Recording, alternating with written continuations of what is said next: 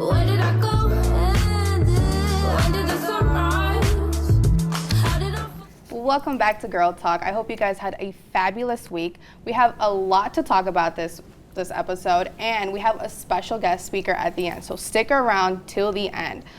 With that being said, let's get started. Yes, let's. Have you heard of the new bill that they've passed in Texas?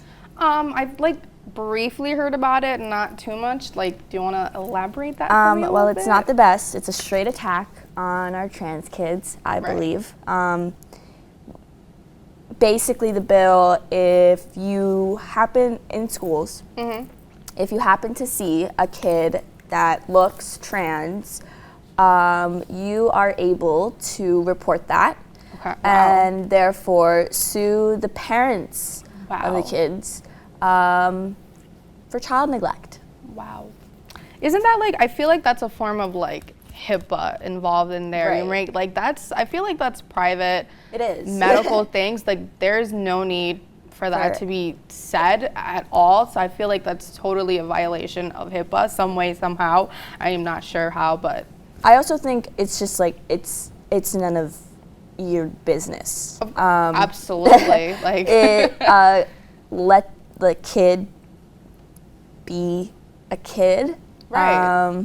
However they feel comfortable, if right? they're trans, if they're gay, if they're bi, it's quite frankly no one's business. Absolutely. And for it to be a reflection on the kind of parent you are is absolutely atrocious, considering you'll get sued for child neglect.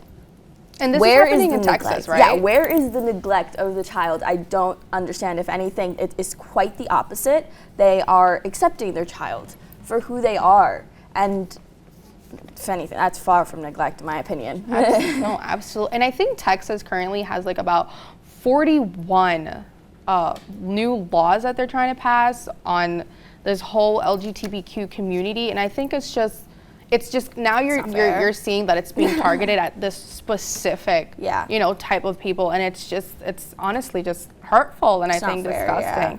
And that totally defeats the entire Marsha P. Johnson movement. Right.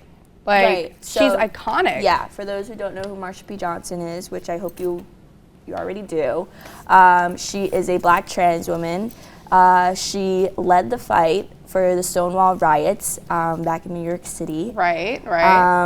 She led the path for the LGBTQ plus community. And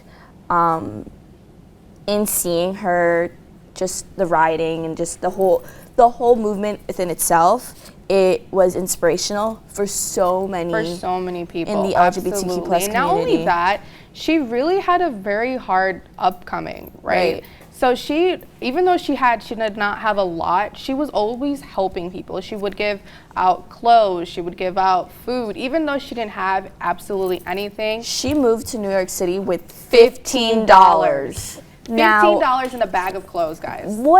That's insane. And I know they say that New York is the city of dreams, but she really she came and she made an impact years later that I don't think she even knew that she would make an impact like that. And I think that's beautiful because it just opens up the road to so many new possibilities. And that new statue that they just put of her in New York City with Sylvia, again, beautiful. Leaving the legacy, opening up journeys. Absolutely. It's so important. That's the kind of history I would want in my textbook. Which, with this new bill, it's completely defeating the whole entire purpose of Marsha and her legacy. What she's leaving behind and all these amazing things that she's done. She's honestly a unique person. Yeah.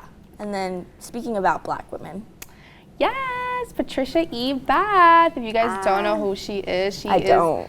You don't? No, I don't. So she is the first African-American woman who is a doctor, and she also invented laser eye surgery. Isn't that amazing? Of course she did. No, she defeated of course she did. all the odds.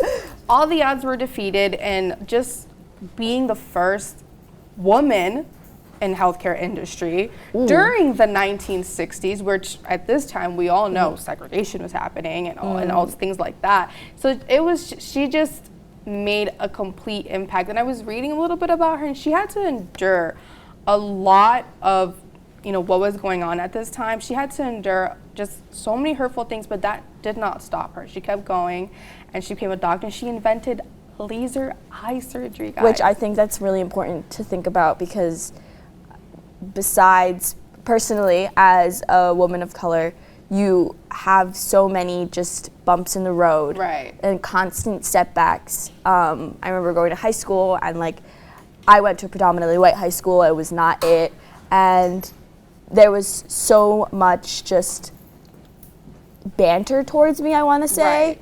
and I let it go. I said, you know what, whatever, it happens to the best of us, and it happened to the first woman to do laser eye surgery, and I think that's amazing. And it just also goes to show how much women go through, how much women put up with, and I think the overall lesson that we should take away from Patricia Bath, Dr. Patricia Bath at that, is that no matter how hard life gets, no matter what's going on, as long as you keep pushing yourself to do better and wanting to do better, you're gonna leave a legacy behind. And she absolutely agree. left this amazing legacy. Such an impact. It's Right? such an impact, I think. just feel like she completely defeated the odds of like working. As someone who works in healthcare, I constantly see like there's always like de-ranking, you know, like it's the nurse and then the doctor, you know, and the fact, and then it's also a male-dominated, you know, Right. industry. Doctors agree. are usually males, so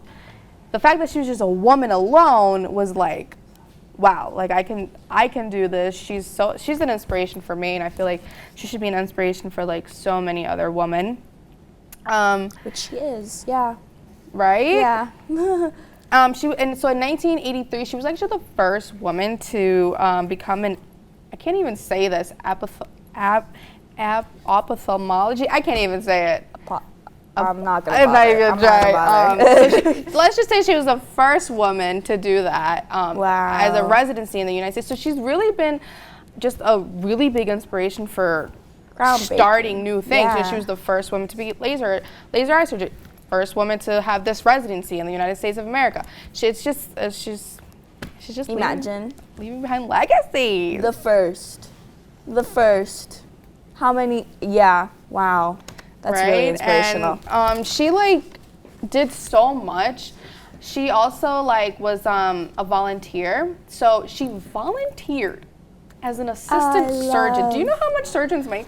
Oh. Do you know how much surgeons make for her to just volunteer and do this work on people who are blind? She volunteered to be a surgeon. That's crazy. No, I'm and sorry. then she also That's volunteered. insane. She also like persuaded some professors to create free eye surgeries. It was amazing. She did so much, Wow. and I honestly just love her. That's awesome. That's really awesome. No, she's so inspirational, and I can't. I don't know. I think it's important, especially now, being Women's History Month. There's a lot to say about women and what we have to endure Absolutely. throughout the past, and especially still now. Not only that, we see it all around on campus, I think, whether it be sexual assault or whether it be just misrepresentation. I think a lot is to be said, and I'm so glad we're taking the time to just dedicate to these wonderful women whom have trailblazed through American history, and I do want to read about them more in my textbooks. I hope that can happen. Absolutely, I hope so too. So we're going to be right back after this commercial break. We're going to have a speaker. She will be interviewing Black Student Union President Jamie. We'll be interviewing Britney Jones for Women's History Month. So we'll be right back. We'll be back. Hi guys, welcome back to Girl Talk. I'm Jamie Crique. I'm the president of the Black Student Union, and happy Women's History Month. So the BSU has planned for Women's History Month to interview influential women all around campus, and we have Britney here. Hi guys. So Britney, can you introduce yourself? What's your major and what positions do you have on campus? Okay, so I'm a dual major with a minor. So I'm a music industry major I'm a music industry and a communication studies major with an audio arts production minor. Wow, Wow, so smart. It's a lot. Yeah. What positions do you have on campus? So I actually had many positions, but currently I'm the treasurer for BEEF. That's the Black Engaged Enlightened Feminist Club. And I received the email yesterday saying that I'm appointed for the new Student Diversity of Equity and Inclusion Council. So it's new. I don't think anyone has heard of it yet. Yeah, but, that's really interesting. Yeah. Can you tell me about your past positions? So I was the vice president of Central Affairs for the Student Association. I was the vice president of administration for the activities councils, and I served on many committees, and it's a whole lot.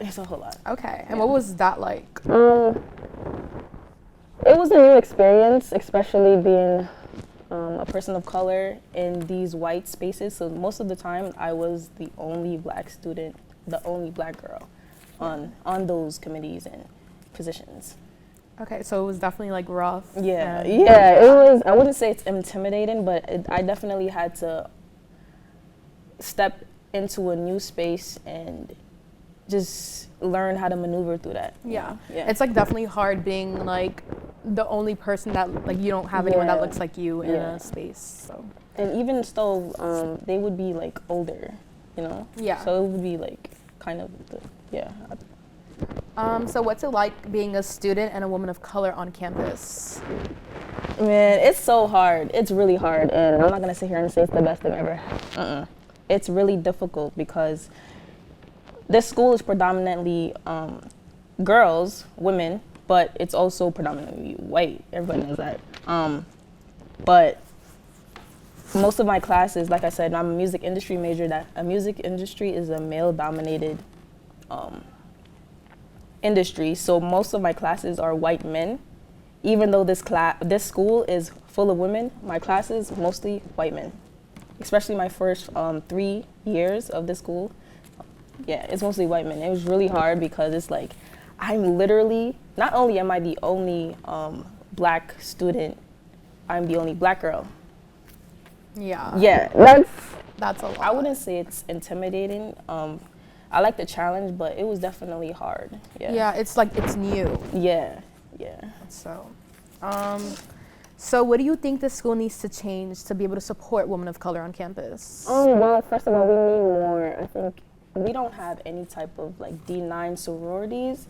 And I know we do have multicultural sororities. I just feel like that's not enough because personally, I would rather be in a space where I know it's, you know, this D9, it comes from, I think the first D9 started in Howard University, and to have that background, like that would be really cool. And I think we also need to have more support, as in like mental health support. I know that the wellness center, they don't have any person of color who is women too at the wellness center. So like personally, I don't go to them because it's like I can't relate to them. Like I can't, you know. I definitely understand what you mean. I get it. I saw that too, that there aren't any women of color counselors. We were looking, or even men of color, because we were looking to do an event for men's mental health awareness, and we wanted a black counselor, but there aren't any to be able to support like black men on campus either. So that's difficult, like having a counseling center, but not even really having anyone that looks like you and that can relate to you. Exactly, and even with professors, I know there's not even a lot of women of color professors. So like hiring, I think the school needs to hire more faculty that look like this. Not only just mental health, but like, come on, like what else is there? Like what is the faculty doing to help us? Like I really want to know that too, because I feel like they're not doing enough. Yeah, I don't think I've had a professor that wasn't white. Exactly. I don't think I ever have. So yeah, that's something that definitely needs to change on campus. I definitely agree. How do you occupy, reclaim, or decolonize like on campus? That's such a good question. Man, I've gotten this advice to not be afraid to take up space. So that's what I've always decided, like that's what I chose to do, just take up space. Like I deserve to be here just as much as anybody else, no matter what color I am. Like I know I enter a room and I take up that space. Like, hello, as I'm you here. should. Do you feel what do you feel like are like, I know like you're a leader on campus, like you're someone that a lot of people look up to and stuff. So like, can you explain like some things like you've done on campus, like maybe some events or just like anything basically? Explain some events that happened? Like, Yeah, like just like some things that you feel like have happened on campus that have helped other women of color. Ooh, well, I'm just gonna mention the meeting that we had the other day. Yeah. I would definitely mention that because one, the struggle it took to get the Black Student Union to be recognized was a lot. But like those girls that I told you about, so I met 5 girls after having like a hard day. And usually I just go home and I don't really say much to anybody because there's not really a lot of space for us. But then I ended up meeting them and I got to talk about my struggles and we just all like connected on a different level.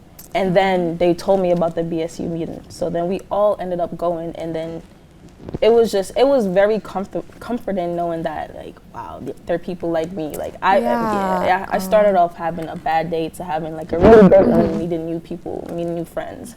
That's so nice. I get what you mean, because a lot of times when you're just having a bad day, you just need friends. And sometimes when you don't have those people that can relate to you, it's hard. Yeah. So that's really important. I'm really happy that like the BSU is something that people can come to and feel like safe. Exactly. So, yeah. That's me good. too. Okay, well, thank you so much, Brittany, and Thank you, Jamie. Oh, you're so sweet. And thank you, everyone, for watching. That's it on this episode of Girls Talk. See you next time. I do